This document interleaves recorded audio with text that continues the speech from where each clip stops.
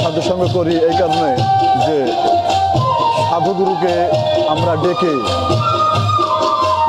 অনেক জ্ঞান মানে আলাপ আলোচনা করা হয়, মন বিনিময় হয়, যার কারণে প্রতি বছর আমরা এভাবে সাধুসঙ্গটা দিয়ে থাকি।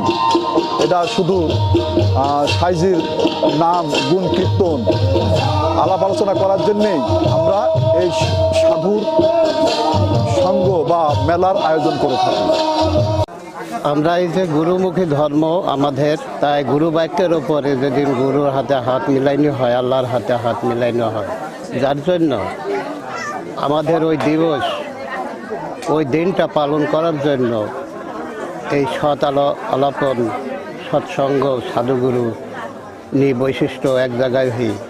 আমরা একটা মনের ভাব, মন পরিষ্কার করার জন্য আমরা এক জায়গায় একমতে আছি।